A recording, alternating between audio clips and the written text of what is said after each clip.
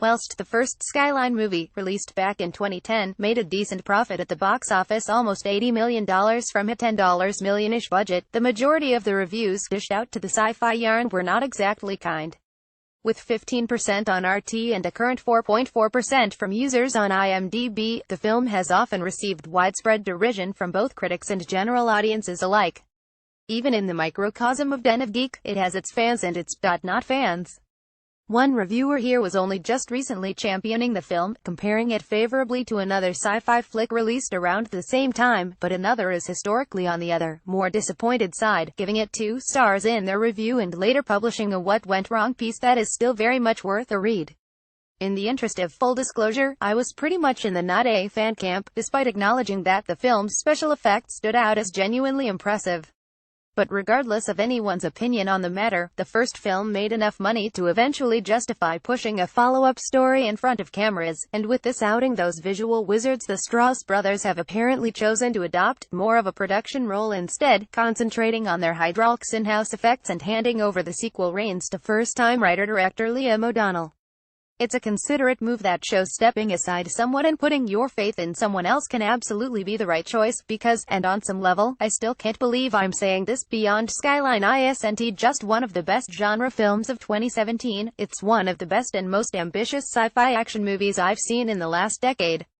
Admittedly, the first 20 minutes or so of the film aren't particularly encouraging.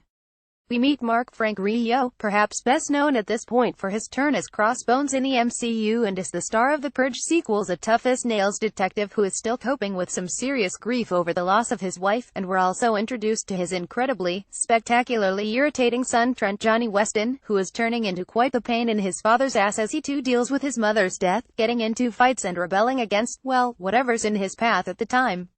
Both of them seemed to have a few anger issues, to be fair.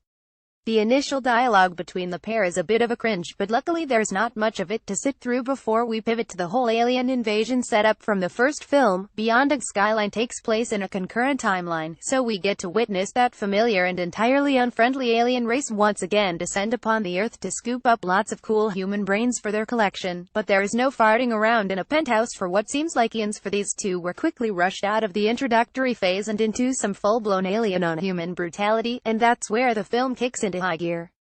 It doesn't really slow down for rest of its running time, and even when it does for a few brief minutes, it's to twist the story in an unexpected way. You probably don't need to have seen the first movie to understand what's happening in the plot of this one, but the narrative does include a connection to it with the help of some barely noticeable recasting.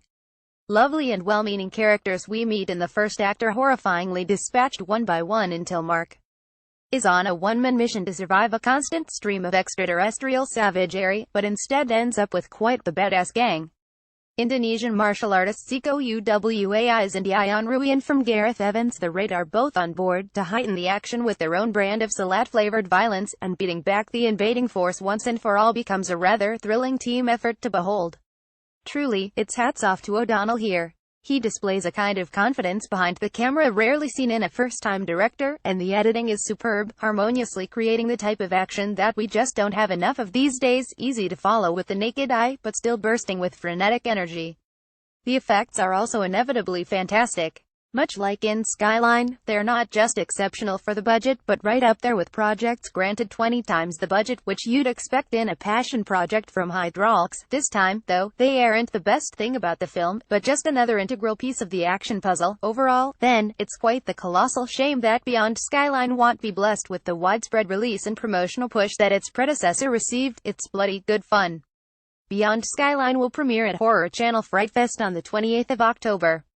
It'll be out on DVD and Blu-ray on the 8th of January.